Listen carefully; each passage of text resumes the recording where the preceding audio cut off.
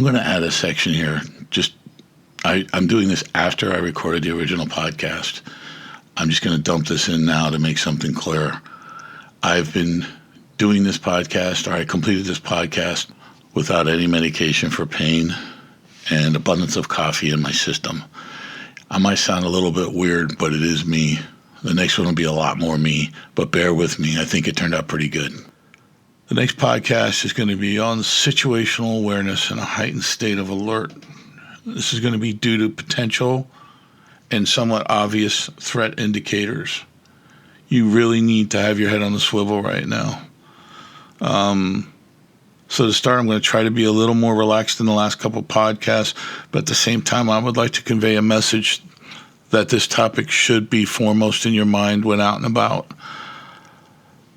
Experts do agree that the true targets and the next targets of probability for a large-scale terrorist attack are going to be places of social gathering. In the world of law enforcement and military, these are called soft targets. It'd be hospitals, movie theaters, concerts, anything where there's going to be a lot of people gathering where they can do the most damage with the least amount of effort. I mean, that's how terrorists run. They're fucking cowards. But this is also social, or this is also domestic terrorists. To me, they're no different than foreign terrorists, except they're backstabbers. So if there is going to be something that's going to happen, most likely it will be something like I said, a concert, a movie theater, a hospital. What the hell is dinging now, for Christ's sake? Just give me a second. I got to check what's dinging. I thought I turned everything off. Okay, I'm back. Nothing important. Where the hell was I? The soft targets. I'm avoiding them. I mean, there are some things I have to do, but for the most part, I'm avoiding soft targets right now, just to get a feel for what's going to be happening. Just watching. Just don't think it's a good idea. Anything non-necessary, being air travel. I mean, if you got to do it for work, you got to do it for work, but it's not a good time to be flying to Disney World or anything like that. It really isn't. I've dug up older term paper that relates to this that I did a little while ago, which I will mention I got an A on. And believe it or not, some of my notes from the police academy, I put together a somewhat comprehensive Be Aware podcast. The notes from the police academy are more like the riot control, large-scale riot control, and large-scale civil unrest. And yes, it was years ago, but I think a lot of it's applicable. So I ask that this not be taken for granted. As a nation, we have become far too complacent, and it's going to come back to haunt us. I really believe that. History has proven that the nation will be divided until something catastrophic happens like 9/11, and to be honest with you, then it's too late. We are truly weak as a nation when it comes to situational awareness.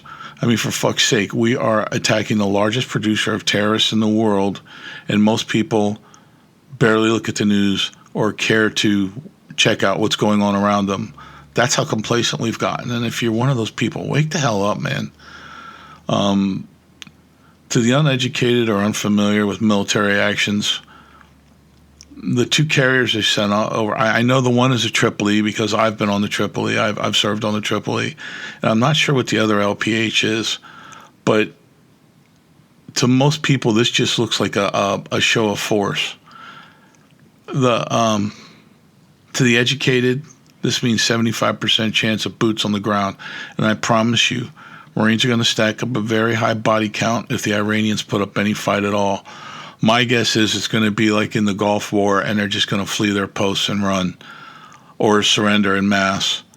I don't picture them standing up much. I think maybe the first day the Republican Guard's going to put up a little bit of a fight, but once they see how their fellow Iranians are getting decimated and turned into hamburger, I think they're going to start surrendering.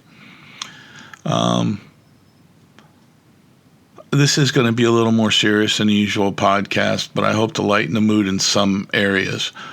One of the reasons, like, for example, oh, God, I need more coffee. one of the reasons Marines are so feared by the other forces, other countries, is we really tend to laugh louder as the danger increases. It would be nothing to look at someone on a Amtrak as we're going in to hit a beach somewhere, and we just start, God damn, it's beeping again. What the hell?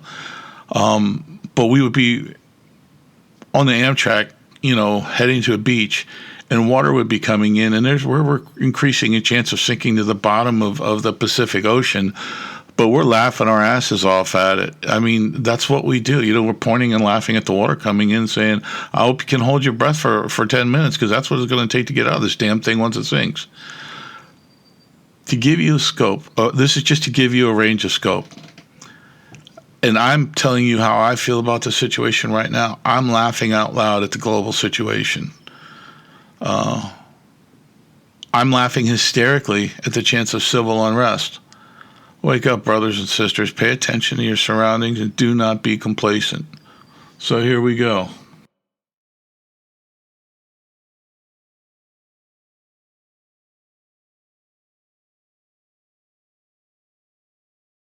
Okay, first of all, I'm going to make another cup of coffee. I just realized my damn cup is empty. Okay, we're back with a full cup of coffee, so I'm happy. I'm going to start reading over some of the stuff I have. I'll definitely make some stupid comments, but this is pretty much geared at that stuff on my term paper was pretty much geared on what's going on today, even though it was a few years ago. So just listen up. I'll be adding some things. I'll be taking some things out that I don't think are applicable. But if you're at the state of mind where you're listening to this stuff, that means you're concerned about what's going on, which is a good thing. It's not a bad thing to be worried about what's happening or what's going on. But if you're at the point where you're sitting down and listening to these podcasts, or even if you're just doing it to kill time, on some level, even subconsciously, you're definitely concerned about what's going on. That's why you do this. This is part of your fight or flight bullshit, whatever they call it.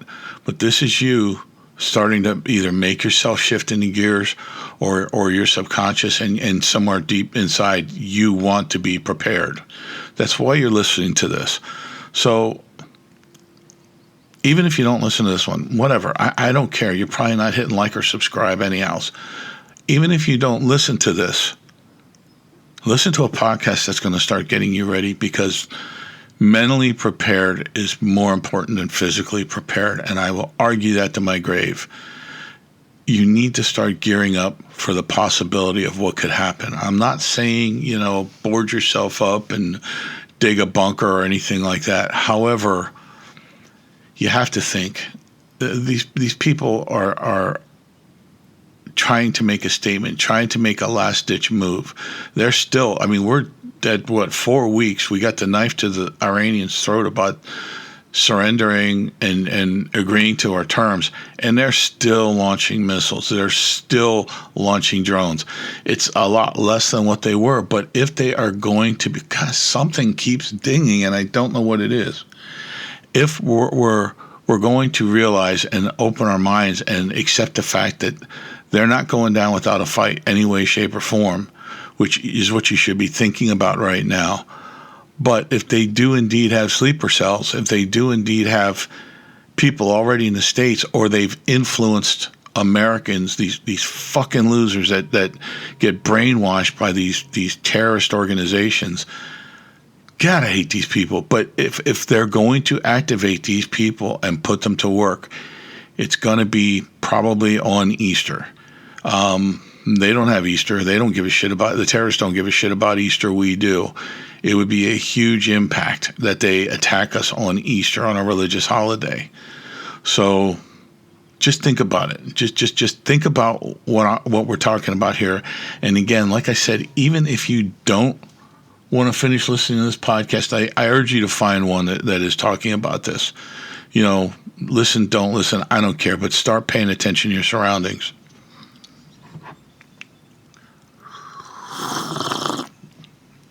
Yeah, that's a good cup of coffee. Man, that's a damn good cup of coffee. All right. Here we go.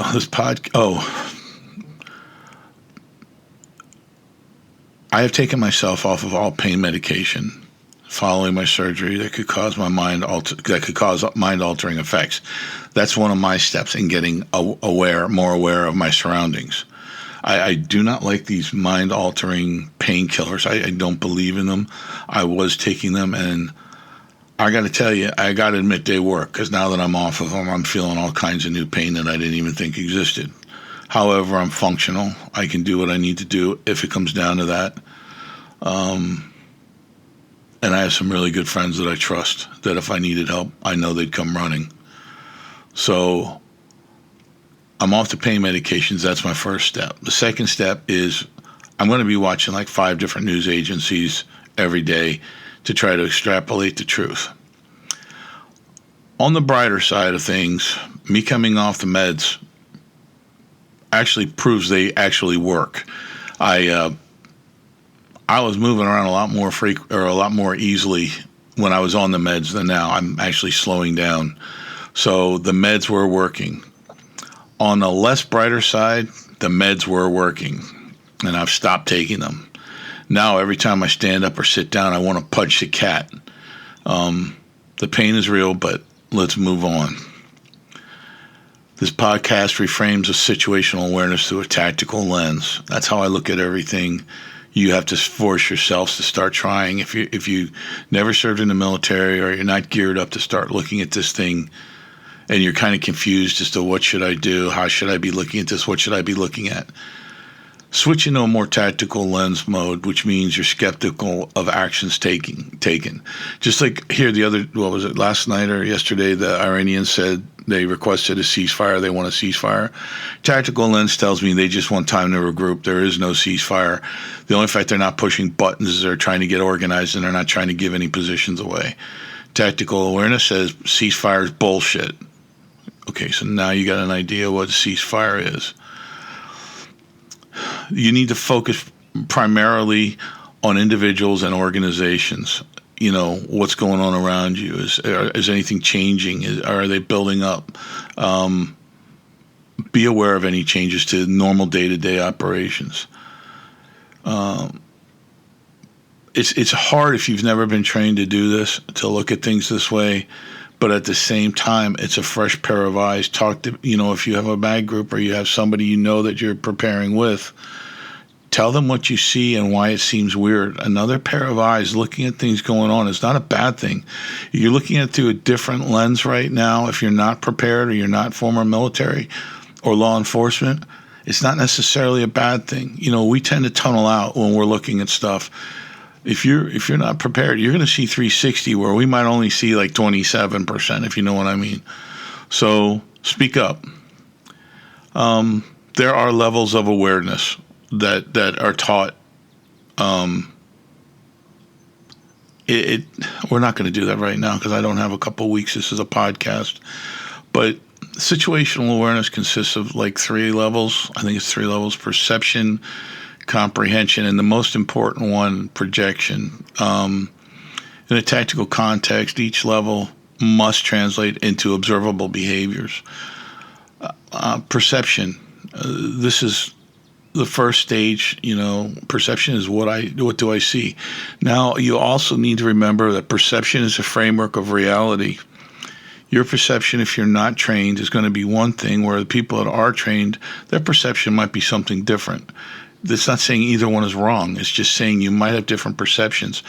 I tend to, and I want to use this as a more eclectic look at everything that's going on.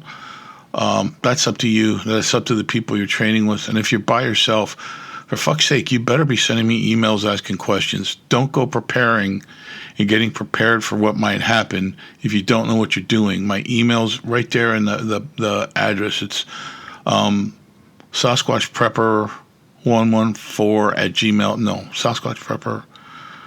Boy, I don't email myself. I'll find it, and it's in the main view for the podcast. I think it's Sasquatch Prepper 114@gmail.com. All no capitals, just all one word. And like I said, if you have questions, ask. Don't stumble through this. I wish there would have been people to help me years ago when I started doing this. I didn't know who to ask. Now I know all the answers about that. No, I don't know all the answers, but I know a good chunk of the answers as to who to talk to about what. Reach out if you need help. Also, if I catch anyone sleeping during this podcast, I will force you to watch a Tucker Carlson podcast on UFOs. You talk about the mouth of madness. So for perception, let's get back to reality. For perception, you're going to continuously scan your environment in a slow, deliberate pattern, left, center, right, near and far. Yes, this is very exhausting, but this is part of being aware. You can be a hero or you can be a zero. It's your choice. I tend to want to be aware of everything going on. I've talked in previous podcasts about identifying entrances, exits, fire exits. Choke points are very important too, because you don't want to head towards a choke point if you want to stay out of that. You want to stay in an area where you can get to a door to get the hell out. This is very hard to practice because it's not like the restaurant's going to open, or the whatever it is going to open. The shoe store is going to open, so you can practice using entrances and exits. However, you can rehearse it in your mind. It's what I do all the time. I have stated this in previous podcasts. I'm stating it now, and I'm probably going to state it again because people that are complacent don't do what they're supposed to do. That's the definition of complacency. You really need to practice this. Just start. You don't have to be crazy about it. You don't have to be yelling, "Is that an exit?" Just practice it.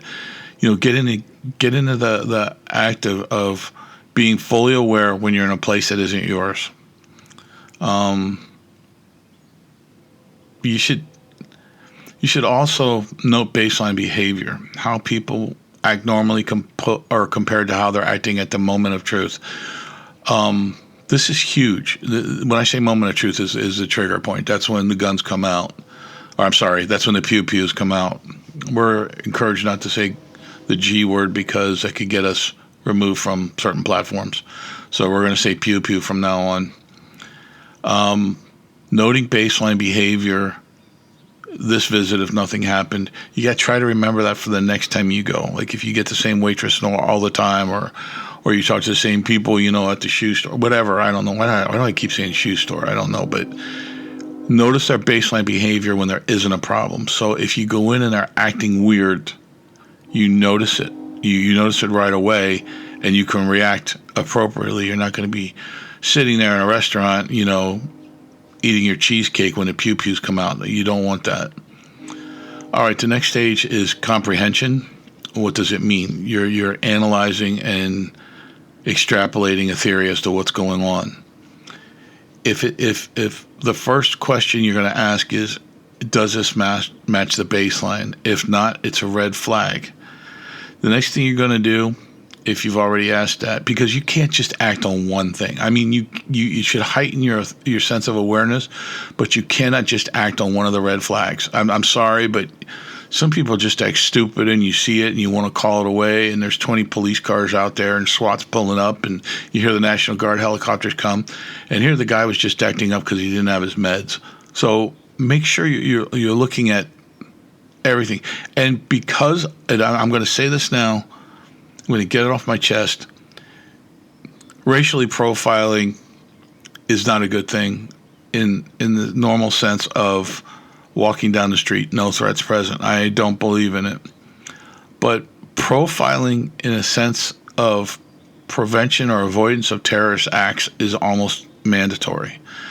You got to look for anomalies. You're going to keep your eye on that group. The problem is you can't really, except profiling is the only way to detect bad things happening. We have so many domestic terrorists right now, so many people looking for a reason to do something bad, it's almost frightening. So we're really going to need you guys to, I'm going to need you guys to think about what you're doing, okay? Think about it. Think about what you're watching. Think about what you're doing. And I got to tell you, I just got a message from Walmart that my delivery is on the way. That means I'm going to be getting my butterbeer flavored Peeps for Easter. First of all, she told me about it. She wanted it. I ordered it. I have no damn idea what the hell butterbeer flavored peep is, but she wanted it, so I got it. So they're coming soon. So everybody get ready for that. All right. We said does not match baseline. If it doesn't match a baseline, it's a red flag. Now we're going to start tuning in. You're going to look for anomalies, such as unattended trash in high traffic areas. Bingo. Why is this sitting here? This restaurant is usually spotlessly clean. Why is that trash sitting there in a choke point? You see a trash bag in a choke point, or a briefcase or a backpack in a choke point? Fucking huge red flag, especially at a time of alert. You're going to be watching individuals that were acting weird around security or acting with unreal focus on infrastructure. Like somebody standing there just looking at the power system, like if it has a relay system around, or you're looking out the window of your restaurant, you see some guy looking at, what do they call those things? Transformers on telephone poles making notes. And if they're not wearing a uniform for the power company or whatever, they shouldn't really be taking pictures and stuff like that of power relays or power stations for the trains or anything like that. And again, it doesn't have to be someone from the Middle East. It could be a domestic terrorist. Unfortunately, it's gotten to that point. You're looking for people loitering without purpose in controlled spaces. A large group of people in, say, a Walmart, when they're having a big sale and the place is packed, a lot of people just standing there together, just watching what's going on and talking to themselves and watching what's going on. That's not normal. You're not used to seeing a huge group of people in the produce section in a super Walmart, not grabbing tomatoes and onions off the shelf. Why are they all standing there talking? Why are they gathering? Maybe people gathering in the back, near sporting goods or something like that, where they're near a door, but they're also near weapons. That's the ideal situation for a domestic terrorist, to have access to all those knives and shit if they need them, and all that ammo if they need it. Plus, they're near an exit door. So pay attention to that. People loitering without purpose in controlled spaces, or crazy-ass looking people in the sporting good department without any intent of buying anything. Okay, is this anomaly, the what you're looking for, normally a relaxed place of business? Are the people normally present acting strangely and possibly over polite? Yes, that's what we were just talking about. The people that are normally there, baseline. Are they following the baseline? If you always get the same waitress and she's a rude bitch, and you come in today and she's smiling and saying, "What can I get you, honey?" or anything like that, it's a red flag, man. Pay attention. I said this before, but I'll say it again. Be aware of backpacks or athletic bags or anything like that sitting in a location that appears to be off camera. Think about it. Off camera, drop the pack, get out. Nobody can identify who the person was without going to real painstaking efforts to review video and stuff. All right, the last one is going to be projection. That means what might happen next. All right, sports fans, this is it. This is what I was talking about. You got to mentally rehearse all the time. If this turns into an oh shit, what is my immediate action? I cannot stress this enough. You really need to think about this shit. You need to do this rehearsal. When I worked security jobs in the past, when I was sitting there and nothing was going on, I wasn't that security guard that got their video games out or started calling people or doing anything stupid like that. I would start going through my head, asking myself, if I was a bad guy, what would I do here? If I was a bad guy, what would I do here? And I was ready. And I can tell you, when I get hired, I'm immediately moved through the ranks because of my approach and the way I approach everything. I'll be sitting there at a job interview and they'll be asking me questions and I'm surveying the building. I'm already looking. I'm in that building. I need to know where they are. And if they ask me what I'm doing, I tell them I'm surveying where your exits are, your entrances are. And I know before my back surgery, I had applied at a job that turned out to be really, really Mickey Mouse security. But I'm sitting there and it was a warehouse job, and I'm sitting there and I'm looking at the different exits. And the Twinkie that was interviewing me, he said, "I don't mean to be rude, but what are you doing?" And I told him, I'm surveying your building right now for, exits and entrances and everything else. And he said, well, I've worked here for 5 years and I don't know where all the entrances and exits are. This was a site supervisor. I politely stood up and walked out of the interview. These people didn't take it serious. They're not worthy of my skill set. Back to the podcast. We're in projection. Position yourself with options. Avoid dead ends and confined spaces when possible. No, always. None of this. I'm going to change that right now. This is, like I said, from my term paper. A lot of this is from my term paper. Don't get into a confined space or a dead end, period. There's no if possible. There's other restaurants. You don't have to eat in that restaurant. If you're with a group of any size, no one should be leaving the group to use the restroom if you're in an alert situation. Keep everybody together long enough to say something isn't right, we're leaving.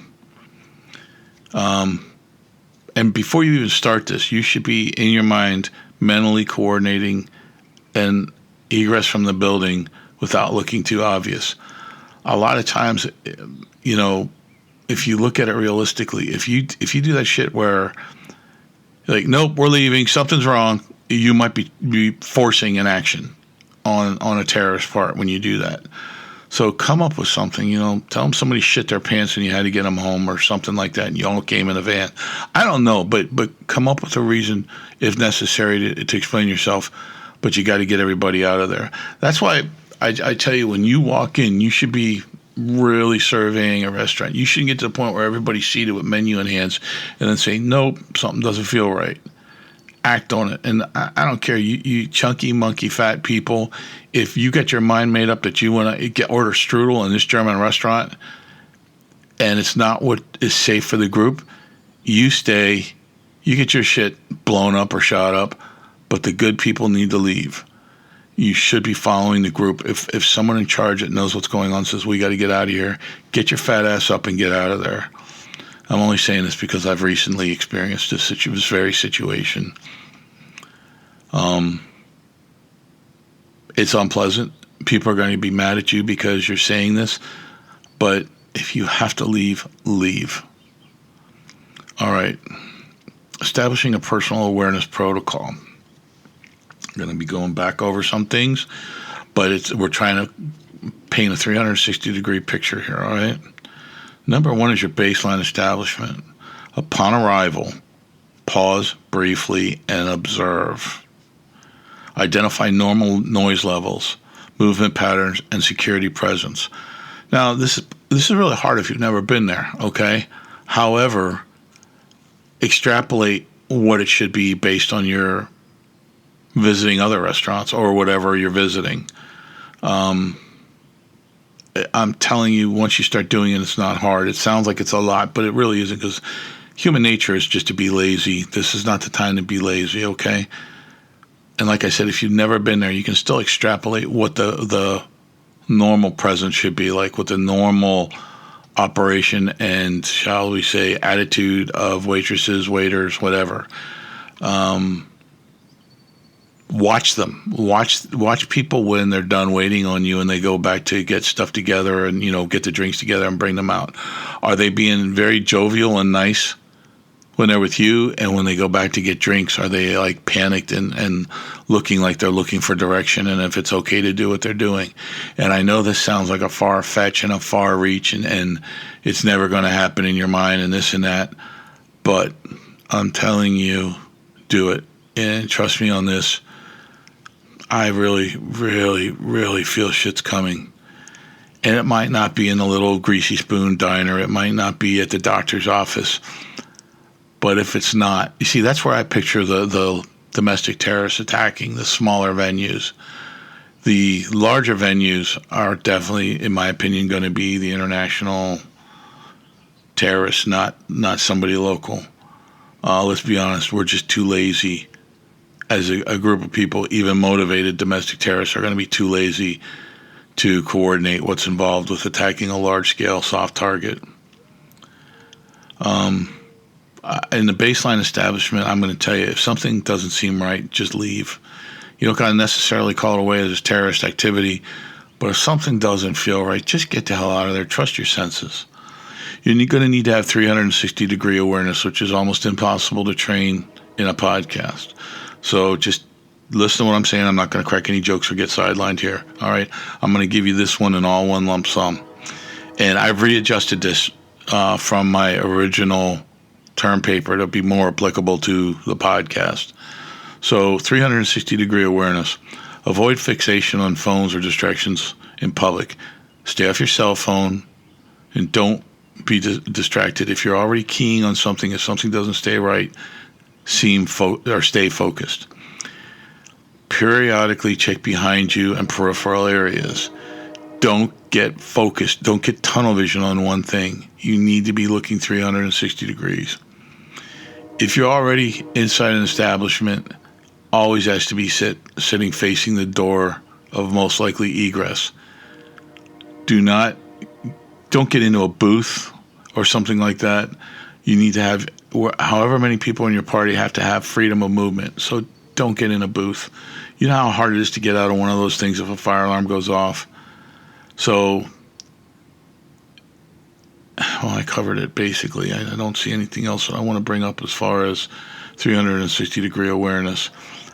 Behavioral prioritization. Oh my God, that's hard to say. Let's just say behavioral escalation. You need to focus on behavior over appearance. People might look right, but they're not acting right. People might be there looking like they're a customer or they're waiting for something, but they're clearly out of place. And man, I'm not going to say it. You know what I'm getting at. If you have to, ask yourself who is out of place, who is acting with ill intent. If somebody's going to do something bad, they're going to start acting on it before they do it. Watch for signs. Okay, the next one's going to be your exit strategy planning. Wait, I got to try to say that one more time. Prioritization. I hope that was close. Okay, the fourth one is going to be your exit strategy planning. Always know at least 2 ways out. This is such a good rule of thumb. Hold on, coffee time. Oh my God, that's good coffee. All right, always know at least 2 ways out. Just do it.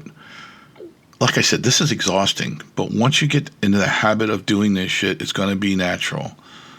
So it's easier if you do it with somebody else that has the same mindset. You can report to the other person. It could be your turn to do all the things we talked about. And you're telling that person you're with, I found 2 ways out. Here's the plan if something goes down. This is what professionals do. Okay, this is what professional operators do. When I'm telling you, always find 2 exits or, ways out.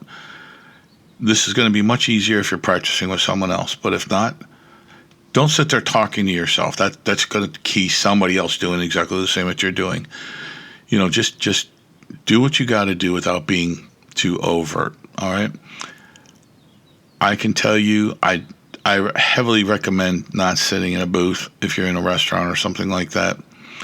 Even if you can see the exits, don't sit in a booth.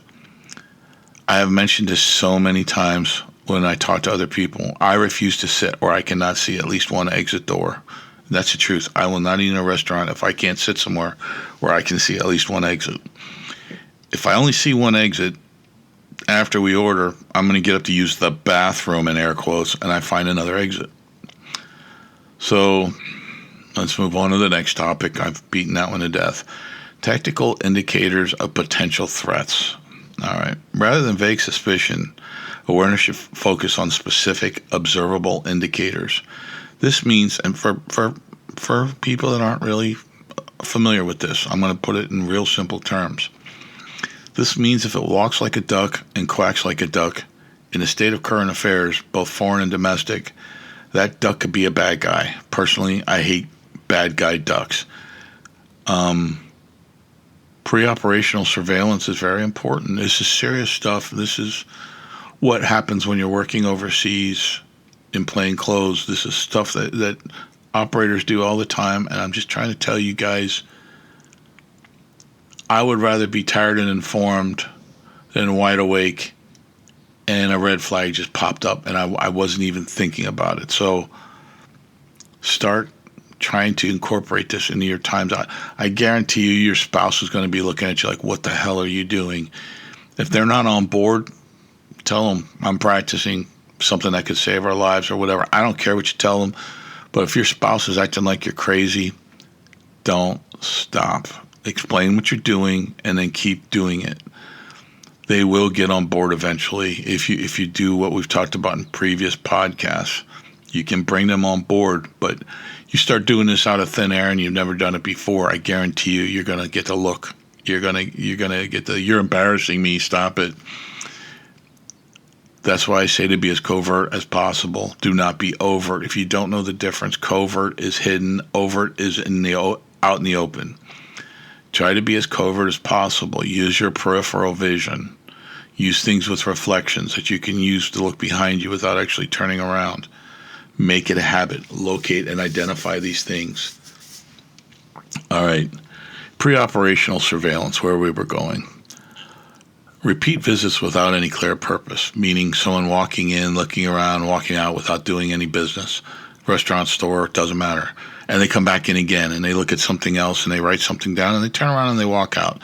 They're not comparing the prices of shoes. Something's about to go down, if not today, soon.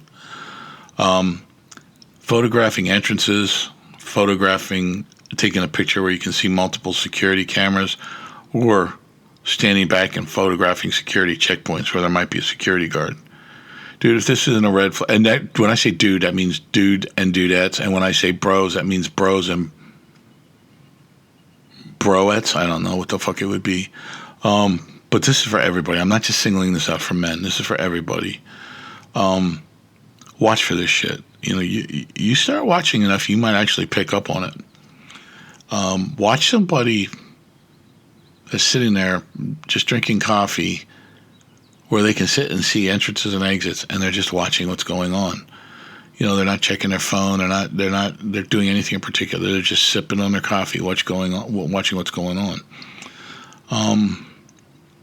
For reference, during the end of the 911 post-panic situation, we were still detaining, as law enforcement, anyone taking photos of power relay stations or power relays for public transportation, persons asking questions at entrances to public infrastructure and areas of concern.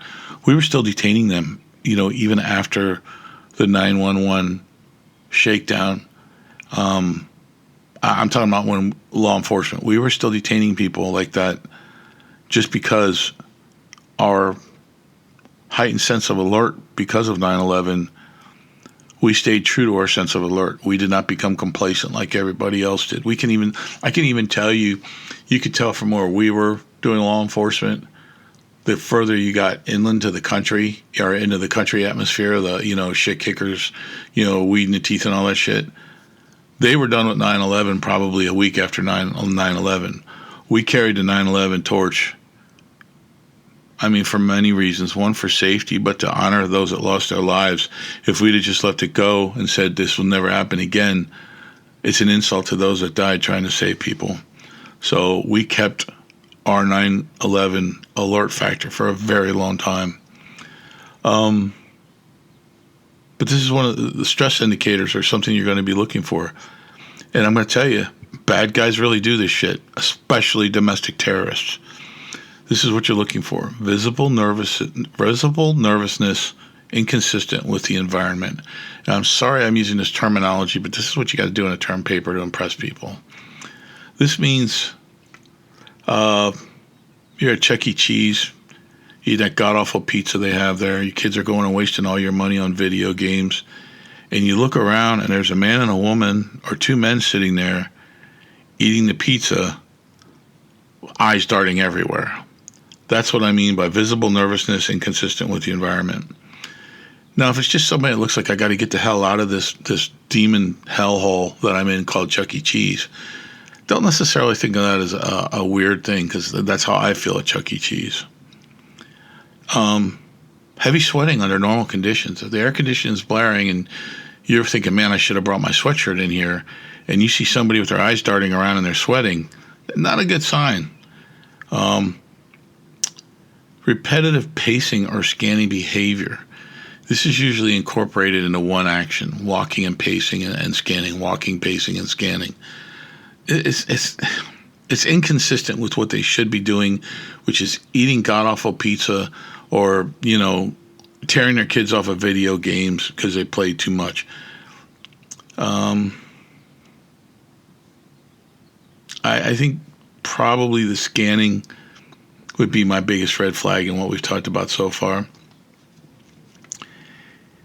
The next big thing, and this is where my job would come in and where I was always paying attention, was avoiding contact with security personnel or law enforcement.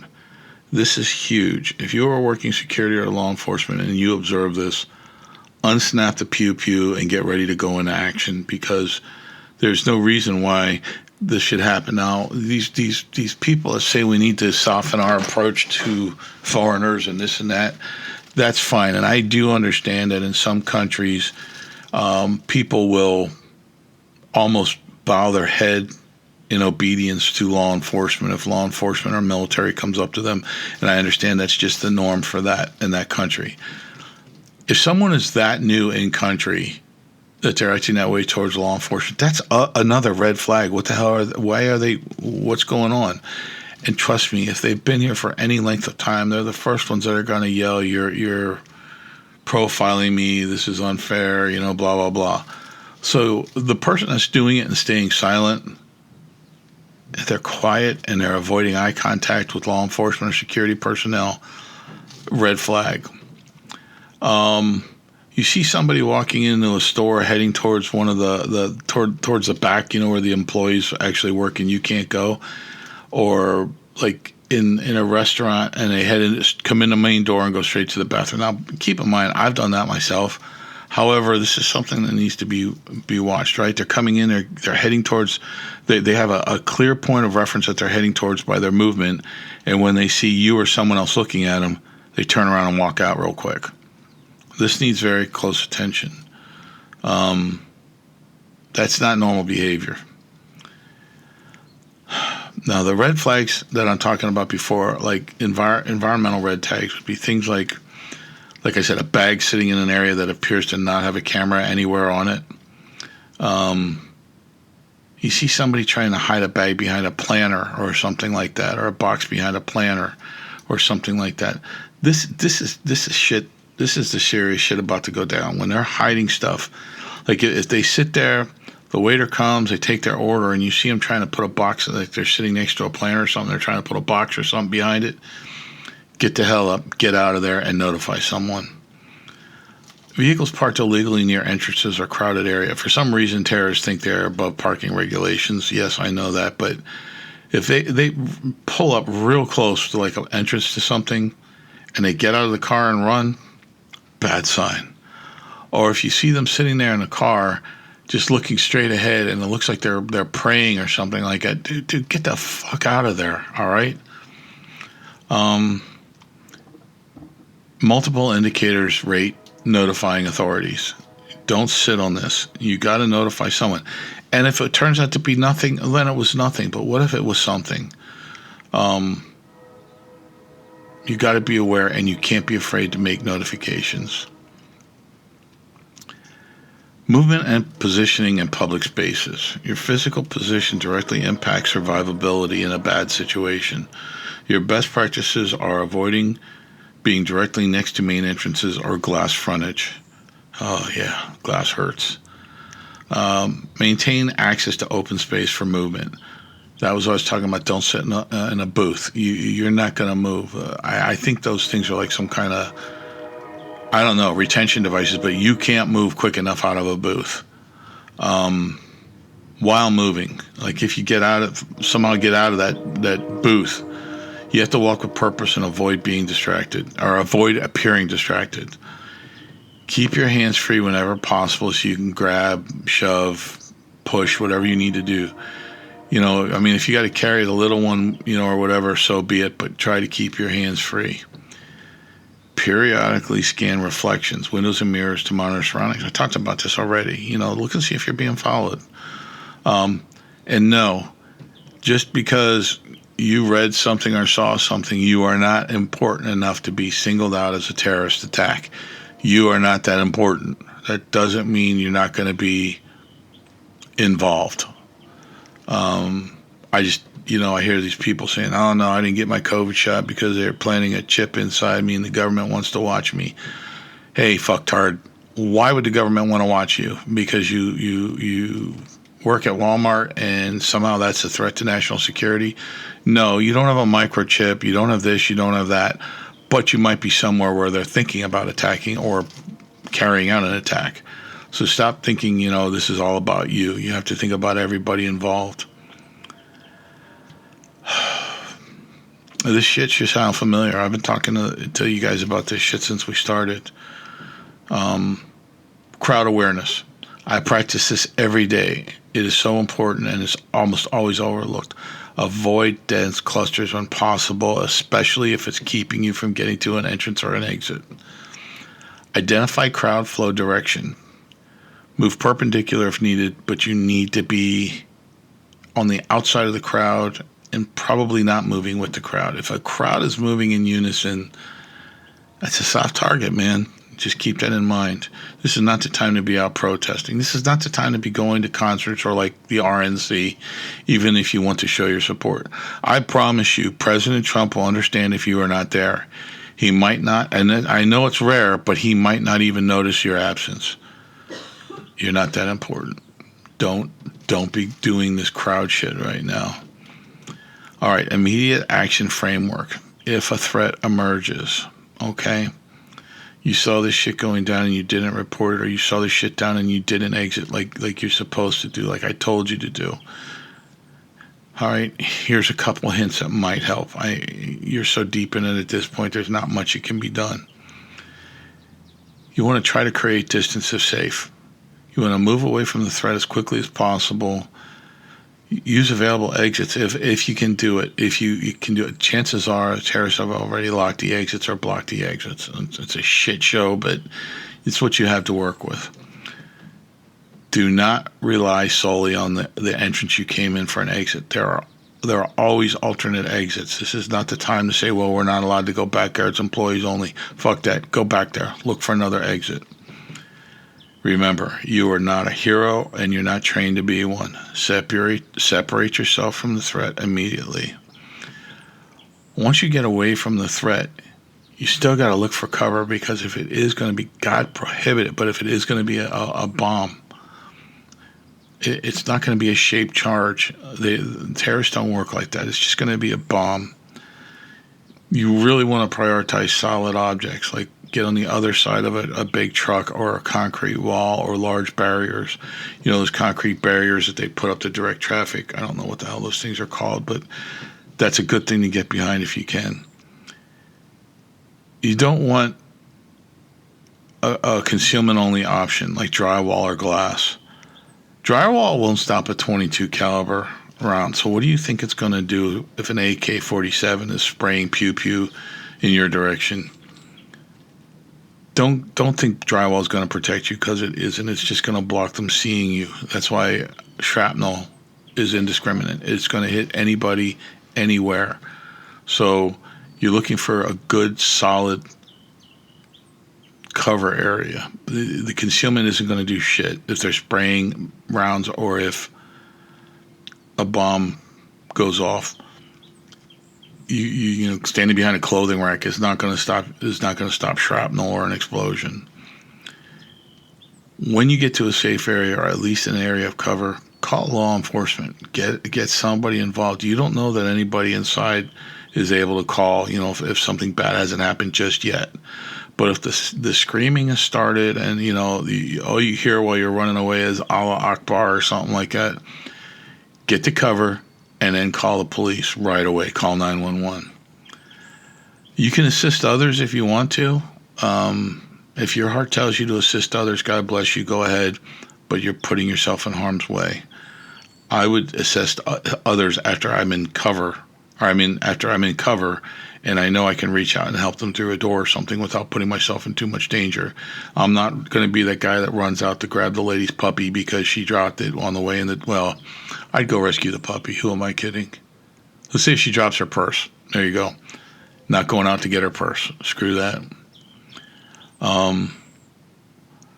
This technology is a force multiplier. I had it in here, but all I'm going to tell you is technology should enhance, not replace human awareness. Do not rely solely on alarms, automation, or someone else making the call. You need to be aware to do this yourself. Use the technology. In any kind of important determinations of what's going on, you have to maintain verification and decision-making skills at all times. Once you stop paying attention, if you were the initial phone call, they're going to call you back probably if you hang up, if they don't keep you on the phone. You need to maintain situational awareness so you can report any changes in activity. Next, we're going to talk about building habitual awareness. Situational awareness must become routine to be effective. This is what we talked about earlier. It needs to be habit when you enter a building that isn't your own. How's that? Start looking at things, start looking at the people, start looking for entrances and exits, why are they locking doors? Who's locking the door? Why are they locking a door that's labeled emergency exit? You need to get into this shit because they're not going to keep you from going out. That's one nice thing about the FPA rules. You can get out of any door even if it's locked from inside in a public space. But it could keep emergency services. My freaking thing is beeping again. It's not going to keep emergency services from coming in. Locking the door will keep emergency services from coming in. So you need to be watching people locking emergency exits during normal course of the day. Reduce distractions if possible, like parking lots and entrances. Don't park where you can't get, I just dropped that one. I'm not going to go over tactical parking lots again. You have to start practicing what if situations without becoming anxious. Practice it. Your mindset should be stay alert, not alarmed. Do not stand up and yell, follow me if you want to live. You could be forcing a reaction if you act irrationally in any way, shape, or form. Don't do it. Trust your instincts. If something feels off, create a space and create a movement away from the threat. Remember my duck scenario earlier. If it walks like a duck and talks like a duck. In the I'm going to read my conclusion because I thought it was pretty good earlier. I'm just going to do it now. In a heightened threat environment, situational awareness is an active process that requires discipline, practice, and intentional behavior. By adopting these tactical habits, scanning environments, identifying anomalies, planning exits, and preparing responses, individuals can significantly improve their ability to detect and avoid danger. So what we've been talking about the whole time is just summarized in a much more professional environment, professional paragraph. Preparedness is not about fear, it is about readiness. Through consistent application of the principles we mentioned, situational awareness becomes second nature after time, enabling faster decisions and safer outcomes when it matters most. Pay attention to what you're doing. All right, this was your podcast on situational awareness. Put it to good use. As always, brothers and sisters, watch your six and peace out.